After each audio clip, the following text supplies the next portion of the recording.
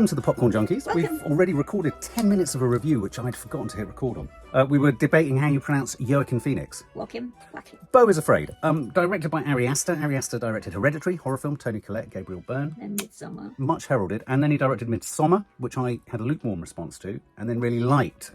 Or enjoyed on a much more deeper level when I saw his sort of director's cut. Obviously, both those films have a huge cult following. I mean, he's considered like a big deal. Yeah. Ari Aster, like Maddie said, there's a new trailer for a new Ari Aster film. It's a thing, a new Ari Aster film. Yeah. It's called Beau Is Afraid. What does Beau mean, Mum? Beautiful. Beautiful. When you first said, let's go and see Beau Is Afraid, I thought you were saying Bowie, as in David Bowie. Okay, I've wanted a few days to think about this film.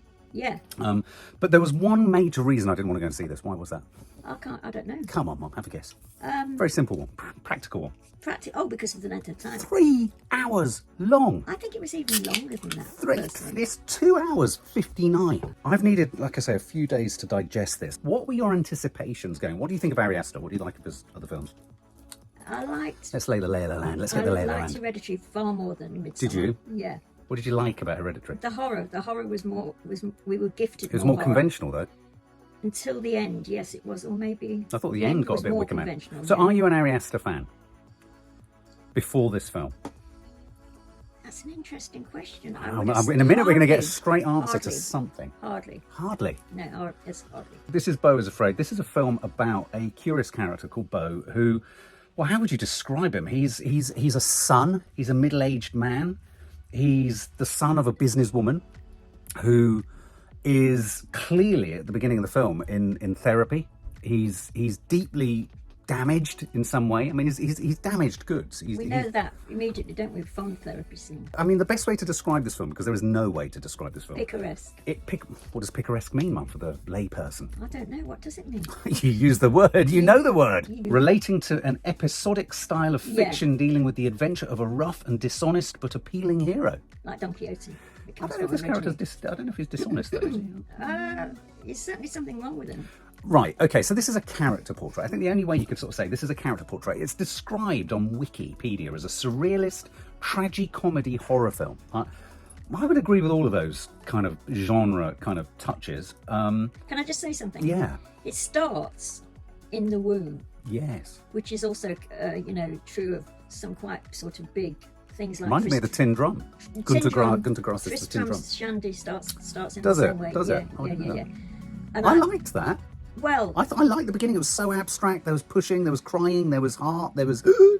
I knew we were in trouble. Did you? I did. Why did you think we were in trouble, Mum? Because I knew that if we were taking that much time to be born, it was going to be hell once he was born, and it was going to take absolutely ages, and it did. I quite like a crib to grave. Was that what they call it? What is it called? There's a phrase, cradle to grave sort of story arc. Do you? I liked it. I liked the idea. I really liked the beginning. I thought the beginning was really, it wrong-footed me, and I thought it was quite inventive, and I thought it was quite impressionistic. I think it's a sort of collection of little setups and scenes. Yeah, that will do. I would say that this is quite an ornate. This is almost like he's quite interested, isn't he? I've noticed in dolls' houses and the building of wicker things, and this is quite an ornate film. It's an ornately crafted film. It has lots and lots of complicated, different sort of set pieces. You're challenged all the way through it to kind of interconnect them. It's quite hallucinatory, and it's a series of episodic moments in what for me, what it was a series of episodes in a man's life or perception of his life as he's going through a massive mental breakdown. Yes. Or many mental breakdowns. Yeah. It's about where he comes from. It's about him coming to terms with who his father is, who his mother is, what he is, who he is, what the world is around him. Thus, we start with birth. It's about what is love. It's about who can be trusted. And in all of this, we go through an absolute myriad of bizarre, increasingly bizarre, hallucinatory, trippy kind of episodes, don't we? Is that a fair description? It's a very fair description. I can smell toast. Isn't that the first sign of a stroke? Yeah. I'll tell you a thing I like about him. And I liked it in the director. Right. And I liked it in Hereditary, not so much in Midsommar. He fills the frame. I like the way he fills the frame. Can I just say there's one thing that you're right. Yeah. The thing I always find funny about that phrase is you can't not fill a frame, Mum. No, you can. No, you can't. You can. Because by dint of it being a frame, everything in it is filling it. Yes, but you know what I mean. He's good. What do you mean? He's good at composition, like Wes Anderson. Yeah, even more than Wes Anderson, I think. I mean, I remember in Hereditary thinking I had to look all over the screen to make sure I wasn't missing something. Right. And it's the same in this. Yeah. In the better bits of this, you know, the things that take place outside his apartment, for example, which I thought was masterly. I thought Well, the okay, well, let's jump in there, because that's Yeah. kind of pretty much one of the first scenes. We have this sense of a flashback where he falls in love with a girl on a boat. Was he in love from a young age? Blah, blah, blah, blah, and all that. But yeah, the first sort of extended scene is him in his flat, isn't it? It's Yeah. him in his sort of apartment. Yeah. And you're right. I think that describe the sort of setup there, because it was his flat, but he was in a sort of community that was presented quite interestingly, I thought. Oh, amazingly. I mean, that was really inventive and very funny, I thought. I mean, it's an extended sort of Shaggy Dog story in the sense that he goes out to deal with something and leaves his key and then goes back to get his key and can't Well, he get it, goes and out to people- get some water because he's been given these Yeah. drugs by his therapist. He Yes. says, whatever you do, don't take these drugs without Without water. drinking water. I thought it was interesting about mental health from the beginning. I was feeling, I mean, I don't know if you've got this, because I don't know if you haven't been prescribed anything for a mental health condition. You have for other things. But I very much felt that this was a film about mental health, and it was about the management of it, and it was about the boundaries of mental health, and all the stuff that I've talked a lot about, or we've talked a lot about on the channel, about what am I and who am I, and what Yeah, is the illness and who absolutely. is the illness, and what causes the illness. Is it the fuck up of parents? Is it the fuck up of me? Is it the fuck up of the world, of the life, and all that kind of stuff? And I thought this opening scene was really good, because it was like a scene from hell. It's like Yeah, Hieronymus Hieronymus Boschian hell outside Yeah. his apartment. So like you say, when he runs out to get water, everything goes wrong. Yeah, but also there are so many little tableaus, almost like a ballet or Hmm. choreography, where I love the fact that there's a dancer, a guy doing a dance who stays there all the way through. Because all these people, I mean, he does go out, he's panicked to death because he can't get back, and then he sees his flat being invaded. So the from front door's opposite. been left, and he sees people go in, and then people are partying. I mean, it's incredibly hallucinatory. You can't Yeah, work you- out at any point whether this is literally happening. You sort of know it's not. Exactly, But at the same time, it's exactly. presented as if it is, which is what I mean when I say he fills the frame, because you sort of have to take some things on trust. I really like this scene. If you've seen it, I really like the around his apartment. I thought Yeah. it was drawn really well. It was like it was a bit like Streatham, actually. It was a bit like near your flat, and it was. I think he was saying that essentially was that this is the way that we live, Mm. modern life. Yeah, but you've got within this madness, you've got like a naked man who's notorious for stabbing people savagely, Yeah. and it's funny. I mean, it is funny. It's it is pitched as funny. comedy. It's like, this is so ludicrously dangerous. How can this be real? And yet Joaquin Phoenix is kind of negotiating his way around this in his own madness. And it's just accepted that you try and dodge the knife-wielding naked maniac Yeah. in the street. I liked all that. I did too. Essentially, he's real. He's real, and sort of nothing else is. I felt. I mean, he's the beating heart of the film. The Oh, person absolutely. that, whether you like him or not, whether you trust him, whether you think that he's so damaged you can't keep up with him, he is he's the focus of the film, and it sort of stands or fails with him, I think. Well, yeah, absolutely. I didn't know what to make of him at first. No, I didn't know. know what to make of him all the way through it. Yeah, and I don't know if you noticed, but across the arc of the film, his articulacy got worse and worse and worse. It did. So by the end, he sounded like a really, really sort of even more inarticulate than Ozzy Osbourne. I mean, Yeah. he really couldn't talk. Yeah. And I think that must have been kind of intentional, because, I mean, for example, there are moments in this that for me were really scary, fundamentally scary. So, for example, one In of a the psychological way. and the first scene that really affected me Uh-uh. was him in the bath and him looking up. Oh, for God's sake. And there's just a man stretched across, keeping himself up, frantically trying to stay there. Now, I felt that completely, didn't you? the jury's out on what this film, whether it achieves whatever it's setting out to achieve. But all I can say is there were certain moments in this where it really got me. And this scene where he was frantically looking up at this guy, the guy is frantically trying to stay up in this alcove above the bath. And he's trying to And then stay away from the spider. And then the spider comes round. I mean, I was literally like, ah! But what was frightening about it was, the way it unsettled me, it was almost like it opened a crack in my head, in my mental health. Okay. It was such an effective and efficient way to access or make a viewer access their own mental health issues. Yeah. I felt paranoia, I felt duality, stress, I felt do you think, of anxiety, I inside felt and fear, out? I felt Yeah. invasion. And then when they're struggling, and then finally the guy falls Yeah. and they're struggling in the bath. Yeah. And yeah, I thought it was just one of the most unsettling scenes I've seen in cinema for quite a Yeah, while. it was done really effectively. That one scene. I Yeah. thought it was at its strongest in this opening sequence. I thought this whole setup in his flat. Yeah. What about his phone call to home? He phones his mum. Well, the whole film is about his relationship with his mother, isn't it? Yeah. And I mean, that's where I felt it sort of lost me. I mean, I knew I was in trouble over the birth because I knew that involved it, the mother of the person that's being born, and that's going to be him. But then it became a sort of long Jewish mother joke. Oh, well, I'm pleased you said that, because I think and I'm saying this because I've noticed a number of the reviews mention this. The overbearing Jewish mother. Yeah, and also the kind of almost the spoilt son and that kind of thing. But didn't you find it hysterically funny in a dark and twisted fashion that he kept phoning up and basically there was a delivery man who'd found his mother and her head had gone because the chandelier had collapsed and crushed her head? Yeah. I thought Joaquin Phoenix played that. That was the moment at which I was won over by him. I thought, oh my God, okay, because he was playing it for real. He peaked there, which was only about half an hour in, and then goes gradually downhill, as you say. So in the end, he's literally almost just making noises. He becomes more and more inarticulate, and more and more things are more and more just happening to him, aren't they? As we move through it. And then we have this curious. So that's the whole extended sort of opening sequence. I thought it was really effective. I thought at this point, okay, this is interesting. This is, man goes mad in flat. He imagines that the flat's overrun by all the neighbours and all the kind of miscreants in the street, and everyone kind of comes flying through his door and they maltreat and they're having sex and they're eating all that. I thought that was all good. This moment in the bath absolutely freaked me out. Phones his mum, and then he gets hit by a car whilst he's dashing out to get the water or dashing back to the flat or doing something. Essentially, we're into the second chapter. The second. I mean, I think there's, traditionally it's 3 acts. There's about 4 or 5 in this. And the second act is with Nathan Lane, who's brilliant, who I thought was great, and Amy Ryan, who plays his wife. And they're kind of looking after Joaquin Phoenix. They sort of picked him up. They've hit him. And then now they're looking after him. And don't forget the lodger, who is played by the lodger, played by Denny Menuchet, who plays an ex-veteran who's off his nuts. Who doesn't do anything except scream and shout. He's given no dialogue at Absolute psychopath, who was the friend of their dead son, and so they're looking after him because he was a hero, but he's got such post-traumatic stress that he goes batshit crazy all the bloody time, trying to kill people. When I first saw him, I thought it can't be him. No. How could it be? And of course they live with their daughter too, who is addicted to taking drugs. Now this whole family is about drug taking, because the father, Nathan Lane's a surgeon. And so for me this film then became about, so you've got the kind of isolated mental health crisis of the first act. The second act for me was about medication and medicine. Yeah. And how medicine and medication constrains. Yeah.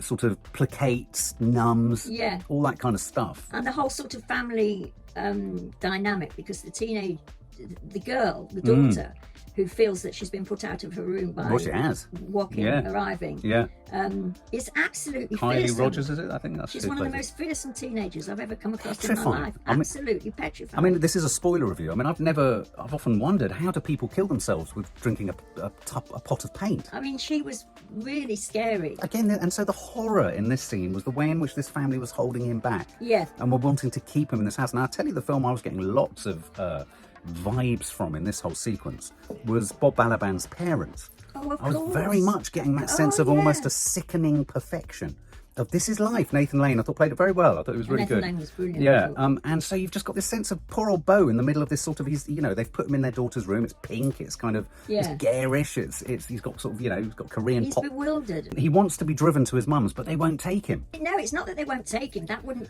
in itself wouldn't be so bad if they'd just said outright, we can't take you. But they keep promising to take him. And they don't. It is nightmarish. Yeah. The more you sort of think about it, it's nightmarish. When you're in it, you're kind of like, as you quite rightly say, it does fill the frame. Everything's kind of very stimulating. Every location is rich, and you've got this psychopathic Dennis Menuchet in the caravan outside, threatening to kill people.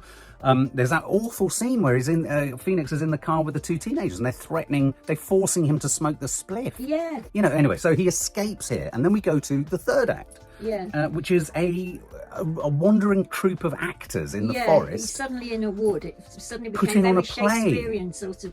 I thought this was for the me. Woodland Players. And here we start to get stuff kind of that starts to reference about his father, who his father could be. Some guy comes over saying, "I knew who your father was." This was the point at which I was lost. The whole theatre in the woods bit really, really annoyed me. It did me. I just thought, this is ridiculous, and I just don't want to go there. I don't know. He is very interested, Ari Aster. I don't know if you think of, is it tableaus? Is it Portman? He is interested in creating these little kind of miniatures. Yeah. Of narrative kind of stuff, like you say, constructed, very sort of stage-like, but quite sort of Wicker Man-esque. And so this whole theatre in the woods type thing, I know what he was going for, but I don't think it's the richest part of his films anyway. I just thought, Which, in a way, the whole Midsummer is a bit large in a way. Yeah. Which I think Florence Pugh kind of nudged Midsummer out. Yeah, no, she made it different. And I got bored. I got bored by this whole sort of sequence. You know, he was imagining himself in the play. Yeah. There's all this kind of stuff going on. And then Dennis, you know, the psychopathic kind of ex-vet who's got post-traumatic stress, he comes charging through, blowing everyone up. Yeah. What are you making of it? What are you doing in the cinema at this point? Well, I was really, really crossed by this Oh, point. okay. Why? That's interesting. I'll tell you what my problem is, and in a way I do have to sort of say the whole thing. Yeah, go for it. As I came out, I thought, a filmmaker surely has a duty to his audience to sort of, there's a contract set up. If by the very nature of you sitting in a dark cinema watching something for, in this case, 3 hours. Yeah. And there is a sort of expectation, let's say, that you will be kept Entertained? not just entertained, that there will be some sort of logic or realism, or it won't simply be veering from like in a child's sort of way, from one sort of crazy scene to another crazy scene. However sort of, I mean, those scenes might be incredibly funny in themselves and sort of look amazing, but that's for seconds, and then it's not enough.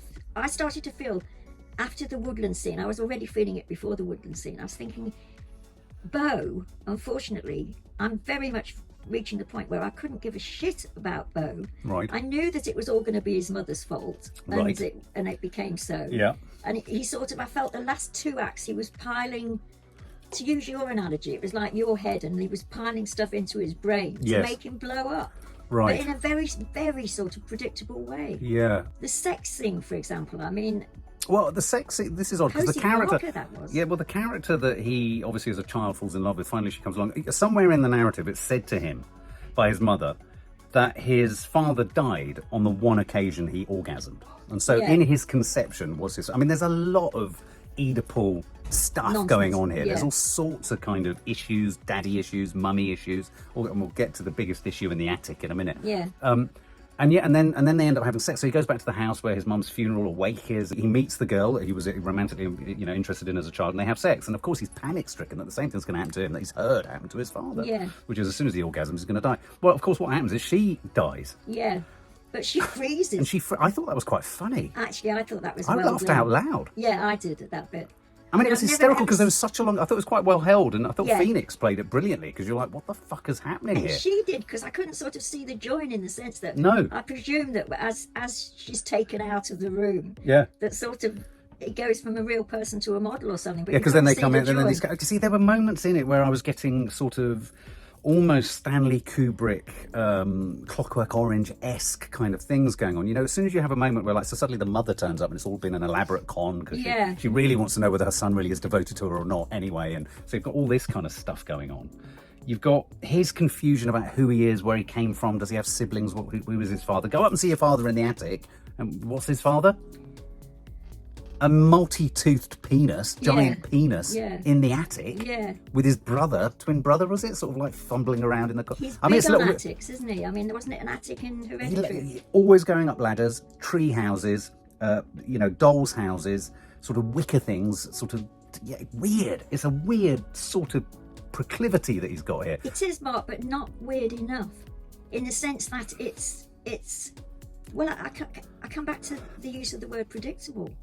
I tell you as I'm sitting... Sorry, just to finish the thought, because I'm trying to think why I was so annoyed by it. If you take the Freudian route, and we do from the very beginning, because I think practically the first scene is the therapist, and he writes down guilt. The only word he writes down is guilt. And that's a huge joke. I mean, we're supposed to laugh at that. And I mean, there's no rocket science in trying to sort of analyse fear of sex, fear of the vagina, fear of your mother, resentment of the mother, killing of the mother, her head being crushed in that way, hating the father, killing the father. And I just thought, oh, come on. Yeah. Come on, Ari Aster, not Joaquin Phoenix, who I thought, within the parameters of what he was given, did a good job. He was very confused and got more confused as the film went on. But I just thought, oh, give us something else. I'm bored with this. Yeah. I know where it's going, and predictably, it went there. When I say there was a giant sort of penis in the attic, I mean, I don't mean giant. I mean like a monster Monstrous. In the corner going, but it was like Marshmallow Man from Ghostbusters, but he was a penis.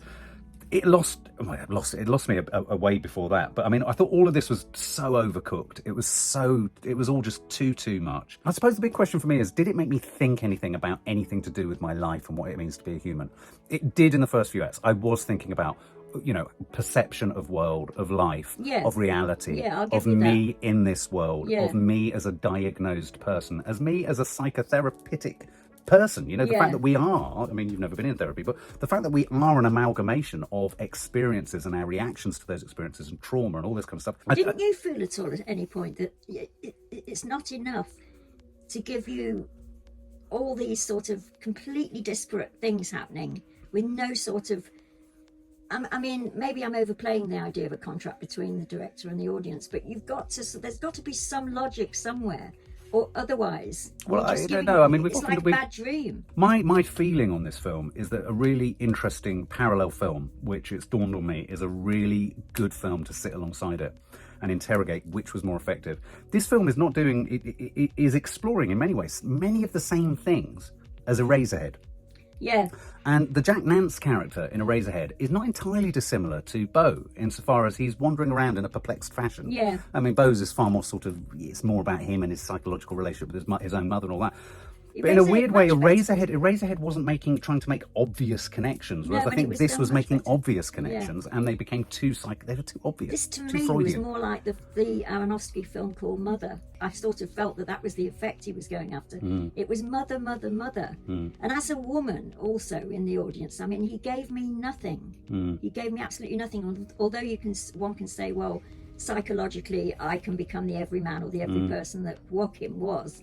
It was so specifically male. I felt that whole sort of thing of the fear of the mother, the vagina, the giant penis is so specifically male. It's all a bit obvious. Well, it's so obvious. That's what I'm saying. Predictable, I'm saying. I mean, there's this. They park this thought, don't they, earlier in the film that his scrotum is too big. Yeah. And in fact, I think in his sex scene, there's a shot, unfortunately quite an explicit shot, where you can see his giant ball bag kind of bouncing around, and it's Nathan Lane says to him, doesn't he? You need to get that sorted. And I think an important part of the whole film is this fact that she ran this company. And everyone was an employee. The idea of a company and the idea of people working for her. So there's this suggestion that even his romantic interest with the young girl. He asks, when did you start working for my mum's company? And I think the inference there was she always, even as a child? And so in that, there's a bit of a Truman Show thing going on here too, where he is a pawn in a preordained and scripted, managed, owned business of life, which is his mother's business. But she's a ball breaker, and that's all she is. So what did you think of it? I was furious. Why furious? Because of this contract thing. I just kept thinking. Right, okay. I mean, in the same way as when I came out of, what was the Kate Blanchett film? I thought, that is a film that I didn't want to die without having seen. This film was a film that I just thought, I am cross that I've spent 3 hours learning about this. What is essentially, it's Philip Roth, it's Howard Jacobson, it's every Jewish male fear of the overbearing mother, right down to showing us the huge, penis and her being sort of just penis in the attic, and nothing, no woman. He didn't give me anything as a woman. I thought it was excellent up until 35 minutes in. I really liked everything he was doing when we were in his flat, in his apartment, in that community, in that world. I thought that too. I thought everything about it was really hitting all the right notes for a sort of mental health crisis, the whole kind of, psychosis. I felt like you were going, I felt like I was going through Psychosis. I mean, that scene in the bath will stay with me forever. If there's one thing you can say about Ari Aster, I'm thinking of in Hereditary, the scene where a head pops off. He is quite capable at delivering, a moment or two in each of his films where you're like, I will never forget that. I'm thinking of when they chuck in Midsommar, the heads, people often hit their heads. And it usually happens around. I mean, he's obsessed with people losing their heads. He's got a head obsession. And he's got a treehouse obsession. The fact that, the mother of Beau sends him up into the attic, a lot of attic action going on. So I suppose what I felt with this was, whereas Eraserhead wasn't asking you to approach it in a psychoanalytical process, but if you do, it becomes fascinating. This film was demanding you approach it with a psychoanalytical approach. And if you did, it didn't really give you too much that was new. Absolutely summed it up. Would you say? Absolutely. And I would agree with that 100%. Wow. There we go. Okay, so in summary, go on, you summarise and you score it. Well, no, you've just really summarised it. But but by the sounds of it, you were irritated in a way I was by Tar. Yeah. Because I didn't have that strong a reaction to it. No, you didn't, did you? I mean, I just thought... What did you think of the final? I thought the final scene was diabolical. Yeah. Him on the boat. Yeah, the very Truman Show. I mean... Very Truman Show. So sort of derivative. And Hunger Games. I mean, it was... Of so many things. And it wasn't very well written. I mean, I think even the wasn't. father or the guy, the judge doing all this stuff, it wasn't as philosophical as I think he thought it was. No, I agree. I love the beginning scenes. I thought, if this is what we're going to get, this jam-packed frame full of all these weird folks and then going in, taking over his place, him being across the road. I mean, I wanted to know more about Beau at that point. And then very rapidly after that, I couldn't have given a damn about Beau. It went wrong for me. We lost Beau in the woods. We lost Beau in the theatrical bit. That was where I was distanced from him, and I never got back to him, because although I really liked the urban apartment scene, I didn't mind the Nathan Lane suburban scene. I was vibing with that. I quite liked Dennis Minochet kind of doing his. I liked that, but and I thought like the daughter paint was good. Scene. I lost him there. What, when she drank the paint? Yeah, I thought it suddenly became stupid. How did you think Joaquin performed? How did you? He was good within the parameters of the fact that his script would have read no, and that was it. And that's all he had to do. He had to feel and emote, and that was it. And I do think, I go back to my point that I thought in Midsummer it depended totally on Florence. And this depended totally on Joaquin. It became silly. I mean, giant penis, come on. As you say, like the huge sort of thing in Ghostbusters. Yeah, just like the marshmallow. Absolutely. I mean, I think what in a weird way the director did, I think his strongest asset obviously was Jurgen Phoenix. And he was doing a really good job of complementing the actor, his performer, in those first two scenes almost, the first 2 or 3 scenes. And then what happened was he overwhelmed his actor with all these other ideas and setups and thoughts. And as soon as you go to a play within a play within a play thing, I mean, you've got to do it well. It's got to be Shakespeare. It's got to be some very... And I don't know, watching Phoenix or Beau walk through these pretend scenes of The Wizard of Oz and all that malarkey, it just didn't do it for me at all. Also, the fact that you're given as the finale and the grand epic finale, the mother speech, which should have been, it wasn't that it was bad, it wasn't good enough. I mean, I did believe that she didn't love him, she hated him and all of that. But it was nothing. It wasn't what we were expecting. We built up to that, and it fell completely flat to me. So do you think Beau Is Afraid is really, in going to the cinema, Ari Aster is asking us to watch his own personal film about his own issues? Utterly. It's a panic attack. It's a panic attack. No, it's seriously it's a panic attack. A 3-hour panic attack, which I cannot be bothered with except after the first half hour. Okay, well, give us your score. 55. Yeah, I mean, I think this had the potential to be so much better. I mean, for me, this did exactly what every other Ari Aster film has done for me, which is it promises so much. It has a lot of interesting ideas in there. The execution in spits and spurts is spot on, but not all the time. No. I mean, and I think, we've all got very excited about Ari Aster, quite rightly so, but I don't actually think he's that in control of his material as we all like to think he is. No. I think he's in danger of, with this film, having just thrown so much at the screen that by sheer dint of throwing that much at it, it will fall back to earth in a relatively favourable fashion. And I don't even think it falls back down to earth as favourably as his other 2 films. I think it's incredibly confused. I think he was navigating things really successfully for the first hour through those first 2 acts. I thought, and it really, really sagged, struggled, and never recovered for me from the in the forest scene and and the father stuff and all. It just did. And you're right. There were times where you're sort of thinking, why am I being asked to care about this person? Who is this person? Whenever you watch anything, the character that you're following, like you say, you're looking for something of your own experience in it. And I wasn't struggling with that with my mental health issues. I wasn't struggling to identify with the first 2, hour or so of this. But then after a while, it just became too personal, and it was just like, oh, okay, well, so what that you feel this, and you're right. It was his own sort of prolonged childhood trauma. Yeah. Writ large. Apparently, I did see a bit of an interview with him about this film, and interestingly, the beginning of it was an idea he had 20 years ago. Right. And that basically built on the idea of a man losing his key and coming out and not being able to leave his apartment. Right. And he said he's had that idea for so long. You should have stuck with that idea. To do something. That clearly is the most well-developed part of the film, because that's the bit he should have stuck with. Because living with that panic, and when he was in the shop getting the water and looking across from the doors, I was feeling the sense of, oh my God, this is really, really horrible and invasive. But they're all going into his flat. And exactly, and that I think that's the other thing that was so so annoying, and it's not as if, so unlike Tar in a way, how I felt about that was he can really do horror when he tries. Witness the bloke on the ceiling. It was horrific to me. And as you say, the anxiety making of all the people going, he can do horror. Yeah. He chooses to do this stupid stuff, which is sort of built on his own psyche. I totally agree. I think you're right. And if I'm honest, I would give it the same score. I think I'd probably bang in there at 55 too. Yay! Yeah, absolutely. You know, I was hoping it would make me think about much more. It started, and then by the end, I was just like, I wasn't exactly clock watching, but I was like, I was. bloody hell. I mean, and I thought it ended with a bit of a... It did. It wasn't... It was a Truman Show, go out, bang into the thing, and then...